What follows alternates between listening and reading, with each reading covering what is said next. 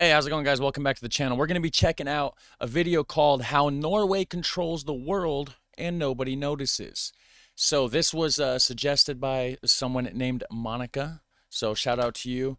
And the channel is the Infographics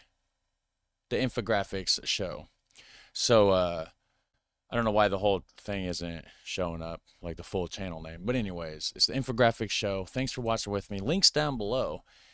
And I didn't know anything about this. I did a reaction a little while back about how the Netherlands is secretly like controlling the world or whatever with like the ASM, whatever that company is, right? That makes like the machines that make the microchips and stuff. So this one's new to me, how Norway controls the world. So let's check it out, guys. Thanks for watching with me. Like and subscribe, do all that super fun, awesome stuff because you guys are super fun, awesome people. Apologies, I can't speak today for some reason, but you know what? Real reactions. There's a single fund in the world that controls immeasurable amounts of wealth, shares in 9,000 international companies, real estate in top destinations, and stakes in countries and companies it continues to accrue interest on. Even scarier, this fund is under the control of a single nation. Is it China? Is it the US? What if we told you it was a country of 5.5 million people and lots of snow? That's right, we're talking about Norway. On today's episode of the Infographic Show, we're going to explore how this small Scandinavian country controls the world and flies under the radar while doing so. Norway is widely known as being one of the most prosperous, democratic, and happy places on Earth, with a great quality of life for its citizens to boot. How did it get that way, and how does it enable it to control the world? In the mid-1900s, Norway... Okay, starting in the 1900s. I thought they were going to start with the Vikings. Never mind. All right, mid-1900s. Here we go. Was thriving, enjoying stability and a strong economy, something it had maintained for nearly 150 years since the end of the Napoleonic Wars, with one small exception during World War II. At the time, Norway had a healthy timber and fishing industry, combined with rapid industrialization that started in the late 19th century. But something happened in 1969 that would change the course of the country forever. Petroleum companies around the world thought that there might be valuable resources lurking in Norwegian continental. Yeah, I knew they were rich because of oil, but do they control the... Well, I guess maybe oil prices and oil stuff does control like a lot of stuff, doesn't it? Shelf. More specifically, oil. Esso did find some oil at a site called Balder in 1967, but the deposit wasn't economically viable. Then in 1969, while exploring another section of the shelf, Phillips Petroleum got an early Christmas gift: oil. And not just any oil. The discovery of Ekofisk turned out to be one of the largest offshore oil fields ever found. By June 15, 1971, drilling was underway. But how much would this actually benefit Norway? Wouldn't Phillips just walk away with most of the profits? Not so fast. Before says these modern day Vikings are very much to my liking. Yeah, exactly. Modern day Vikings. Granting any drilling permits, Norway's head of state, Einar Gerhardsen, made a brilliant move. In May 1963, he declared that the Norwegian government had sovereignty over the Norwegian continental shelf. That meant that any natural resources found there belonged to the state, not to foreign corporations. Clearly, the Norwegian people agreed with his decisions, as he was elected prime minister of the country a total of 4 separate times, the longest-serving non-monarch leader in Norway's history. Foreign companies still had plenty of incentive to invest and develop the oil fields. They would still take home about half of the profits from Norway's massive oil supply, just not all of it. To keep control of its resources, Norway established a national energy company called Statoil, now known as Equinor. The government still holds a 67% majority stake in the company, ensuring that Norway, not foreign corporations, manage its vast oil reserves and other energy sources like hydrocarbons. Norway leveraged Statoil to secure 50% state participation in every single production license granted to petroleum companies. Why should Esso and BP executives be the only ones profiting from Norway's resources? The Norwegian government made sure that if oil was being drilled, it wouldn't just make foreign corporations rich, it would enrich Norway itself, and by extension, the Norwegian people. And that brings us to Norway's current status as a quiet powerhouse, a secret controller and investor in much of the world. Though I think the people in Norway have like the most, was it like the GDP or something, or like the highest amount of money that each person owns or something? I'm not quite sure, but yeah, Norway's got a lot of money. Equinor has undergone changes like partial privatization and the government directly investing in oil field development in exchange for a share of the profits. One thing remains constant: Oil still makes Norway an insane amount of money. How much, you ask? As of December 2024, the Norwegian Sovereign Wealth Fund was standing at around 20 trillion kroner, a or lot. $1.8 trillion. For a country of 5.5 million people, the US, for example, made about $244 billion from oil in 2023. But the US also has 61 times the population of Norway. The Norwegian government then made once again a very smart decision. They did not want to be subject to the unstable highs and lows that, depending on a one-resource industry like oil, can create in an economy. They also didn't want to fall prey to the resource curse, an issue that affects many countries in which precious metals and resources are discovered. What's the resource curse? I don't know anything about the resource curse.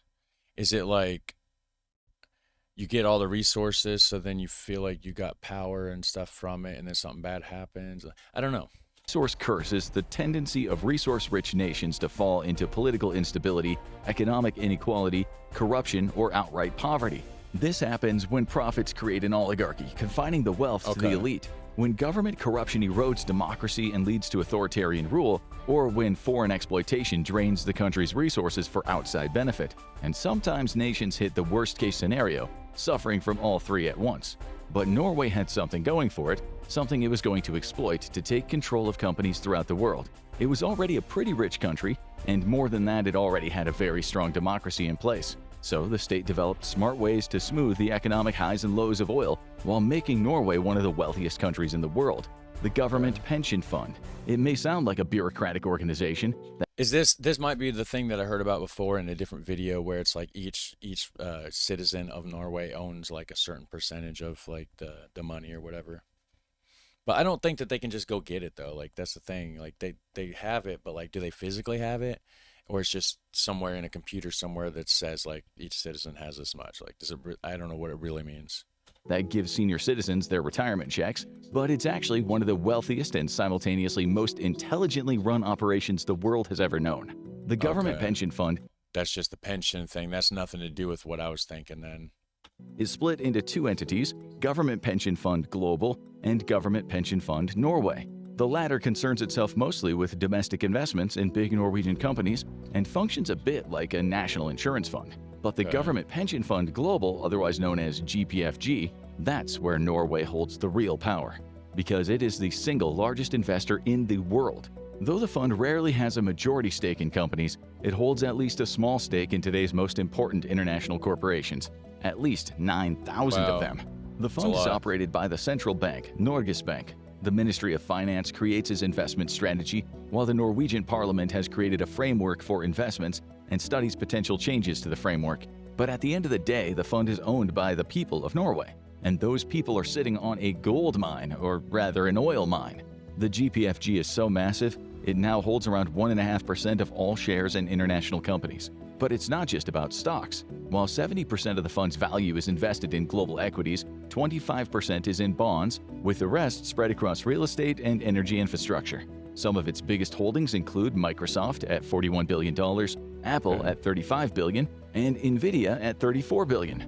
But that's just the beginning. The fund also has significant stakes in Eli Lilly and Company, JP Morgan Chase, ExxonMobil, Alphabet, Google's parent company, Amazon, Meta, Tesla, and Taiwan Semiconductor Manufacturing, just to name a few.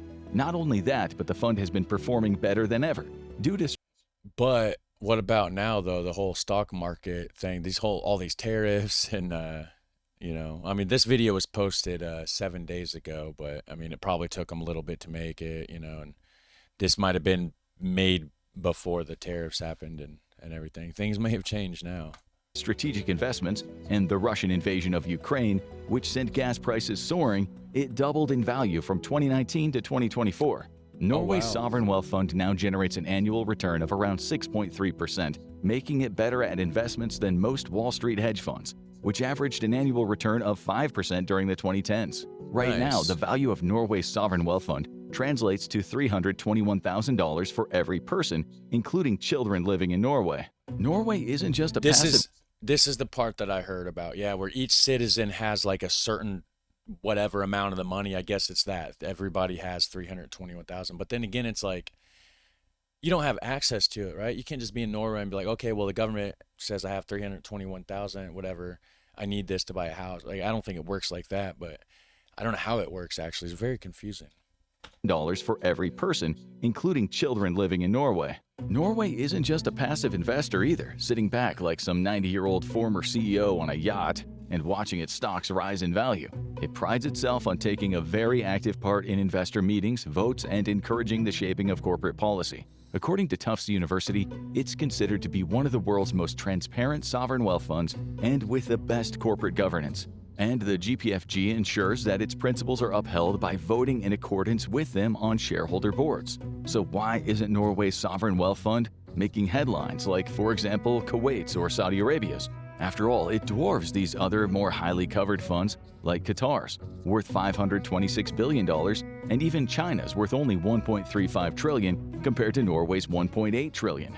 Well, Wow. one reason may And that's crazy too, because I mean, China is such a big country. Like, there's like what, 1.5 billion people or something that live in China, I think. I can't remember for sure, but like, it's like, I don't know, they're like an eighth of the population of Earth or something stupid. It's crazy.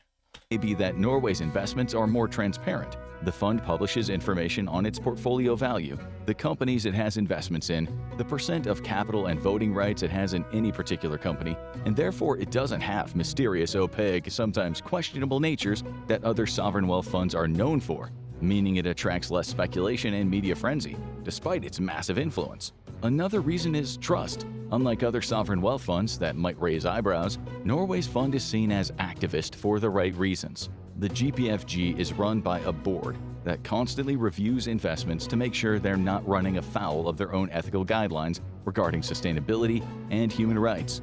Though, as seen with big corporate stock investments already mentioned, this guideline doesn't lead to perfectly ethical investing. Investing in massive corporations in general makes that exceedingly hard. It does make Norway more discerning than most with its money. For example, the fund's board decided in 2010 that 17 tobacco companies would be excluded from potential investments due to their incredibly negative and obvious effects on public health, i.e., they sell death sticks and it's not cool. Rio Right. Tinto was excluded in 2008 after several concerning incidents in its past, including the dumping of 1 billion tons of mine waste into rivers in Papua New Guinea. The result was fully contaminated water and land, something the locals definitely did not ask for. Walmart was excluded in 2006 for systematically violating human rights, something many shoppers who have seen the pain behind the eyes of the average Walmart greeter always assumed to be the case. Things like breaking international laws regarding child labor, health and safety, blocking unionization, and underpaying women didn't help Walmart's case for being an ethically responsible company either. Yeah, Walmart's a terrible company, but unfortunately, it's almost like you have to go there. There's not really, I mean, yeah, sure, you can just do all your shopping online, I guess, and stuff, but it's like it's almost in this country, it's almost hard to not just shop at Walmart. It really is. Like they just force all the small mom and pop stores out and everything, and it's a whole thing. Companies like Lockheed Martin are also off the list for producing nuclear weapons, as is Boeing for producing nuclear weapons. Some of these Yeah, companies yeah. like Walmart and Rio Tinto were reinstated a decade later after supposedly changing their working conditions and getting reassessed by the fund. The Norwegian fund believes that by sticking to its guidelines, it can also encourage better corporate governance, transparency, and more ethical practices overall in the companies hoping for its investments. And the fund is active. According to 2024 records, GPFG voted at over 11,000 shareholder meetings, voting at a rate of 97%. In addition to showing up at the general shareholder meetings, the fund also arranged separately 3,300 meetings with companies that they were invested in to chat about things they were concerned about or wanted to change. I mean, maybe they're just one of those global elites that just like, control things behind the scenes, really, because it's not just the governments that are in charge of things. There's they call them shadow governments, if you're a conspiracy theory person or whatever, but like there's definitely people behind the scenes pulling the strings. That's for sure. At least that's how I feel. I don't know. Call me a crazy. Go down there in that comment section and call me crazy if you want, but Companies that they were invested in to chat about things they were concerned about or wanted to change. This included issues like board members having industry expertise, unfortunately not a given in today's corporate world, being independent from CEOs, and respecting the environment and human rights. Given that it's still invested in Exxon, it doesn't seem like the GPFG always gets what it wants, but if it tries sometimes, it can get executive boards to take its concerns seriously. However, the GPFG is also pretty proactive. The fund publishes position papers that clarify how it'll vote in the future, sending a clear message to the corporations it's invested in that this is what we will and will not support. Act accordingly. And once again, the general public doesn't pay much attention because Norway's fund tends to take positions that align with common sense. For example, one paper from the fund argued that CEOs shouldn't receive bonuses based on short-term, artificially inflated performance. Instead, their rewards should be tied to long-term value creation and sustainable growth. That's a stance most people can easily get behind. I don't know about. I don't know enough about that to provide any input, honestly. Like a strategic kind of thing. I don't know. Norway also holds outsized influence in other areas, mostly, once again, tracing back to its booming energy industry. Particularly after the Russia-Ukraine conflict, Norway is the largest exporter of energy to Europe. However, it's considering restricting the amount of exports to the EU. Of course, the fact that Norway's profits soar because of increased oil demand following increased international conflict is a bit of a touchy subject. Some have accused the country of being a war profiteer, though Norway vehemently denies that accusation. And to be fair, it can't do much about the fact that instability in the world tends to raise oil prices. Worldwide, I mean, I could see the incentive and the motivation there, though. If, I mean, I could see that. Like, it's raising the oil prices, so it's like, okay, well, let's just go through and cause instability and instigate problems so that you'll make more money. I feel like Lockheed Martin, like the defense people, like the people that make weapons and stuff, I feel like they do the same thing because they profit from wars. Norway also ranks fourth in exports of natural gas, as tensions between the West and Russia, particularly the European Union and Russia, continue to rise. The continent's dependence on Norway is likely to increase. In addition, the country's shipping fleet is ranked fourth by value internationally. But speaking of conflicts, Norway also exerts its influence through its fund to punish nations it deems as breaking international law. After Russia invaded Ukraine, the Norwegian Prime Minister announced that the country's sovereign wealth fund would sell off its Russian assets. Before the war, the fund had shares in 47 Russian companies and government bonds, adding up to a value of $2.8 billion in 2021. The GPFG was one of the largest stakeholders in Sberbank, a major Russian financial institution, as well as energy giants Gazprom and Lukoil. Pulling out of those Russian assets contributed to Russia's stock market plunging and the weakening of its economy. Strangely enough, Norway's also using its fund to undermine the very industry that it feeds, oil. One of Norway's goals for the future is to reduce emissions and encourage the implementation of green energy. Norway has taken the stance that climate change now poses a substantial financial risk, in addition to the environmental challenges scientists describe, and it must be dealt with in some way. Though this would undermine one of Norway's premier industries, that's part of the reason why the fund was developed in the first place. So profits from oil and gas can be captured and invested into the country's future, without Norway always needing to rely on oil to stay afloat. The transition has been gradual but steady. In 2016, the GPFG appealed to Parliament to be allowed to exclude companies focused on coal production from its investments. In 2017, the fund said it would be removing around $35 billion of oil and gas stocks from its holdings. This had double the benefit for the fund, as Norway didn't want to be vulnerable to the rapidly fluctuating oil and gas prices, as well as potential permanent drops in price.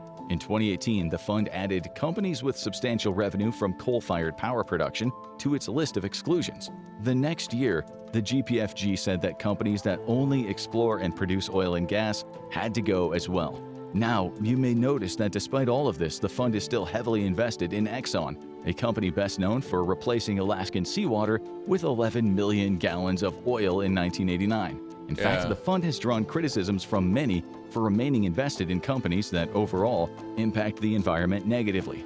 However, others argue that the Norwegian Sovereign Wealth Fund is trying to change things from within, as was shown in 2023 with its votes in ExxonMobil and Chevron meetings. GPFG voted against management proposals to re-elect the company's CEO as chairman of the board, adhering to its belief that those two roles should be split. The goal was to prevent one person from holding too much power and influence.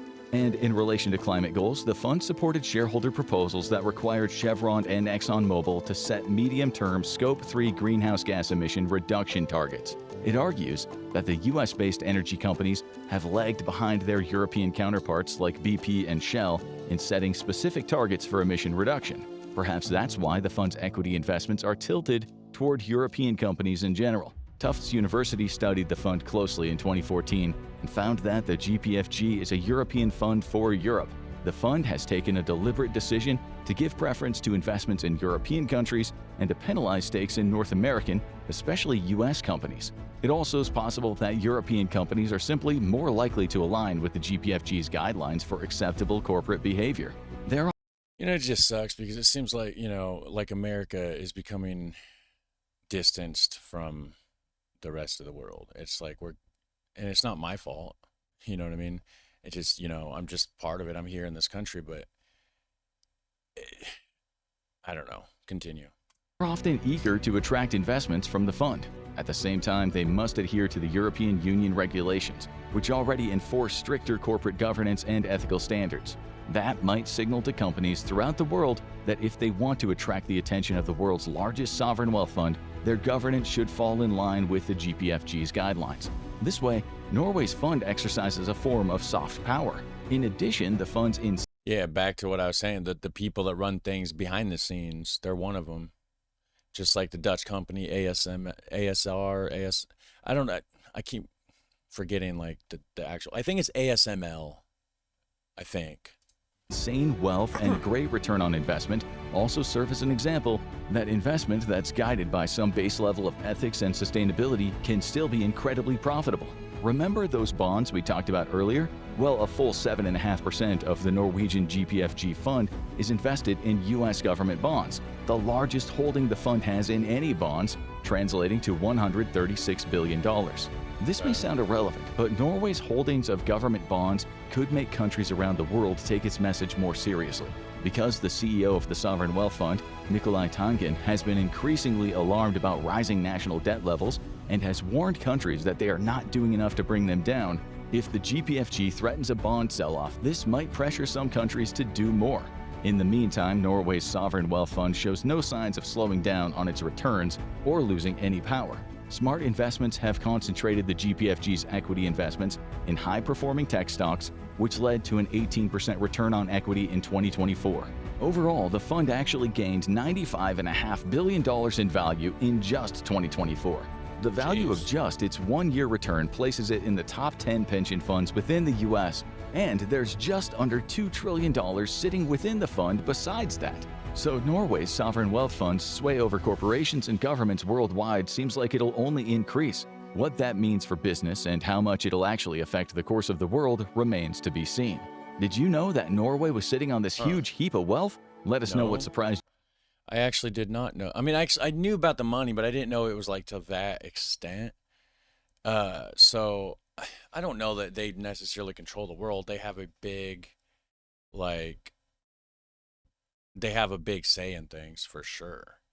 But there's a lot that goes on that we don't realize, just like that country, certain like companies even, and certain people, individual people that have more power than some governments, it seems like. So I don't know. Anyways, thanks for watching, guys. Let me know what you think. Put some comments down there for the algorithm. Hit like on the video, do all that super fun awesome stuff. Thanks for watching, and I'll catch you in the next one. Take care. Bye.